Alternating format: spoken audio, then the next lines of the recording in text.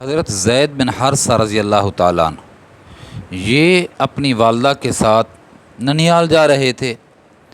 راستے میں بنو قیس قبیلہ کے لوگوں نے لوٹ لیا۔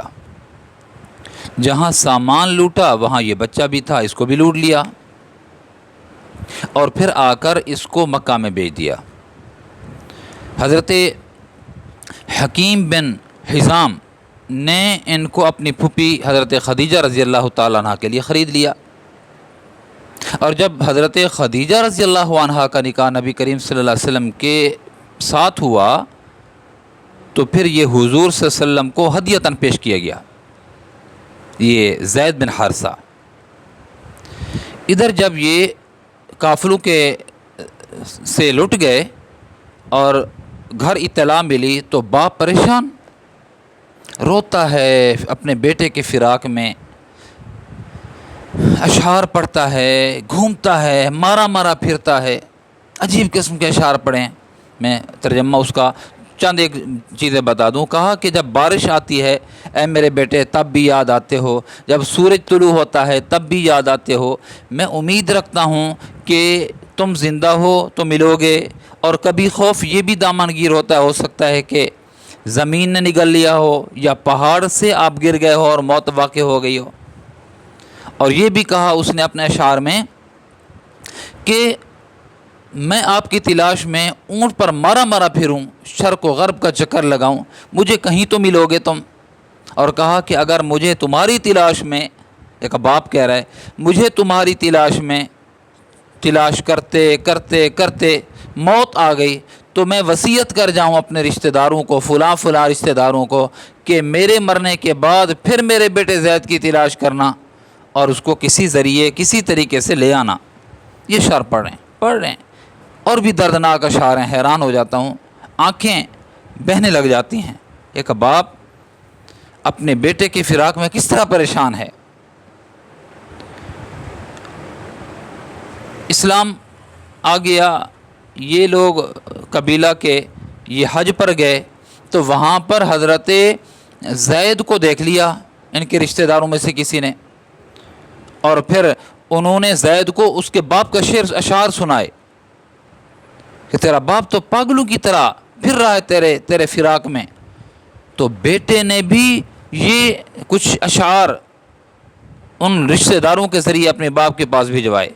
ان کا خلاصہ بھی یہی ہے کہ میں ایک کریم کی غلامی میں ہوں، میں راحت میں ہوں، میں آرام میں ہوں، میری فکر اور پریشانی کرنے کی ضرورت ہی نہیں ہے ابا جی، میں زندہ ہوں، سلامت ہوں، خوش ہوں، کریم کی نگرانی میں ہوں، کریم کی غلامی میں ہوں۔ یہ اشعار جب رشتہ داروں نے جا کر حضرت زید کو کے والد کو جا کر، زید بن حارثہ کو جا کر سنائے تو وہ خوش ہوئے، اور یہ حارثہ اور ان کے بھائی یعنی حضرت زید کے والد اور ان کے چچا یہ فدیہ لے کر، ہدیہ لے کر، پیسے لے کر یہ مدینہ آئے، مکہ پاک آئے، تاکہ حضرت زید کو چھڑوائیں غلامی سے۔ یہ آ کر ان کو جب اطلاع ملی کہ نبی کریم صلی اللہ علیہ وسلم کی غلامی میں ہے تو آ کر انہوں نے حضور صلی اللہ علیہ وسلم کے سامنے شعر پڑھے، اے بنو ہاشم آپ تو اچھے لوگ ہو، آپ تو غلامی سے نجات دلانے والے ہو، اور ہمارا ایک بچہ آپ کی غلامی میں ہے۔ نبی کریم صلی اللہ علیہ وسلم نے فرمایا کیا ہوا، بات کیا ہے؟ کہا کہ ہمارا ایک بیٹا ہے وہ آپ کی غلامی میں ہے، ہم اس کی رہائی چاہتے ہیں۔ نبی علیہ السلام نے فرمایا بس؟ کہا جی ہاں۔ کون ہے؟ کہا زید ہے۔ فرمایا بلاؤ، اگر زید آپ کے ساتھ جانا چاہے تو میری طرف سے کھلی چھٹی ہے، اور اگر زید نہ جانا چاہے تو میں کسی کو مجبور نہیں کرتا اور مجبور کرنے کا مکلف بھی نہیں ہوں۔ وہ خوش ہو گئے کہ ہینڈ فری دے دیا، بیٹے سے ملاقات علیحدہ۔ بلایا گیا زید کو، زید جانتے ہو کون ہے؟ کہا جی جانتا ہوں، باپ ہیں۔ کون ہے؟ چچا ہے۔ کہا کہ بات کرو ان سے۔ بات ہوئی، باپ نے کہا، چچا نے کہا ہم آپ کو لینے آئے ہیں۔ کہا میں آپ کے ساتھ تو نہیں جا سکتا، میں ایسے کریم کی خدمت میں ہوں کہ مجھے سب کچھ ملا ہے یہاں سے، میں والد کو، میں والدہ کو، میں چچا کو، میں رشتہ داروں کو چھوڑ سکتا ہوں لیکن محمد عربی صلی اللہ علیہ وسلم کے دامن کو نہیں چھوڑ سکتا۔ حیران ہو گئے، چچا حیران، باپ حیران، کہا کہ غلامی کو ترجیح دے رہے ہو؟ کہا ہاں، حضور علیہ الصلوۃ والسلام کی غلامی میں رہنے کو کائنات کی ہر چیز پر ترجیح دے رہے ہیں، میں غلامی کو رہنا پسند کرتا ہوں۔ جب حضرت زید نے یہ جملے کہے تو نبی کریم صلی اللہ علیہ وسلم نے ان کو اٹھا لیا، سینے سے لگایا، گود میں بٹھایا، فرمایا یہ تو میرا بیٹا ہے، یہ تو زید میرا بیٹا ہے، میں نے اس کو اپنا بیٹا بنا لیا ہے۔